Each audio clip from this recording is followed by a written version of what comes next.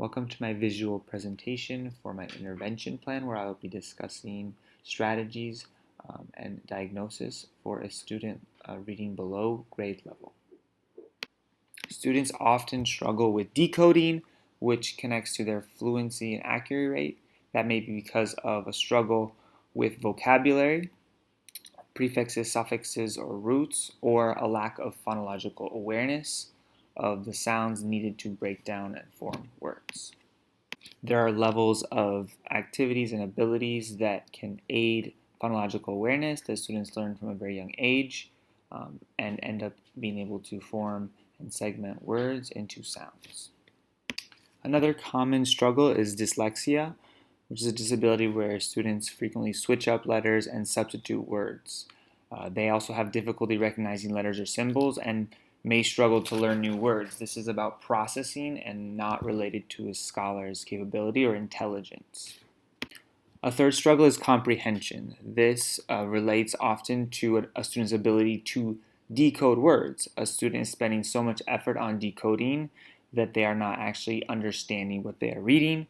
It also may be related to their lack of vocabulary, which hinders them from understanding the text, or their struggle to make connections within the text or to make inferences from what they read. Another struggle is motivation, where students feel like they cannot read and therefore are not motivated to improve or try to do so. This also can relate to self-regulation and focus, and oftentimes you'll hear students say that they have a dislike for reading in general.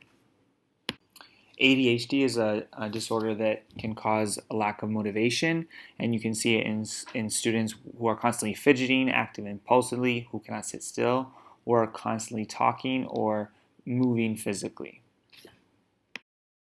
As educators, we can diagnose a student's reading progress and whether they are behind grade level by using independent reading inventories and word recognition inventories. There are numerous IRIs, or independent reading inventories, that teachers and educators can use. Scholars will move through a series of interventions who are behind grade level, which will become more intense. Scholars will move up in the tiered interventions when they are still struggling and have not made significant growth. Students can also move out or remain in tiers for a significant period of time.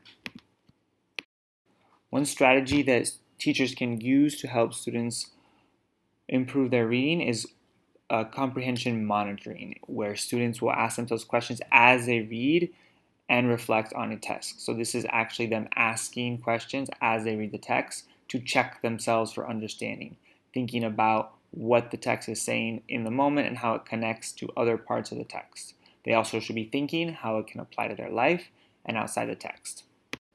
Another useful strategy for phonological awareness is teaching rhymes or raps.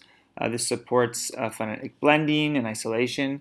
Students can create their own raps with teacher guidance. That's an activity that they can use, which allows them to improve on their phonological skills.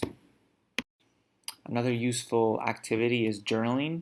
Journaling can be in the form of self-reflection, where students can reflect on what they've been learning, the concepts and ideas. They can also be used as a vocabulary journal, where they can define words and strengthen their vocabulary and use them. As students are in intervention, teachers should also be assessing them by using formative assessments. They want to be able to monitor progress and see whether a student is actually growing or needs further intervention.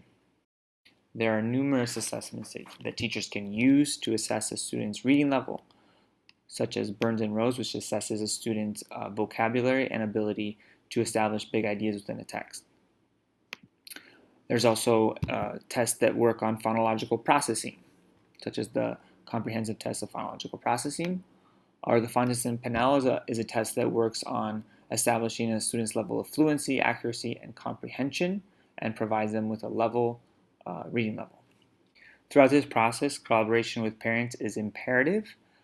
Frequent communication is extremely important, as well as allowing parents to support students at home, such as through paired readings or other activities and platforms that you can provide Of course, students will also remain in the general education setting, so it's important that teachers of all content areas understand the needs of the student, not just the intervention teacher. All teachers should be using universal design for learning and differentiated learning instruction so that students' needs are met.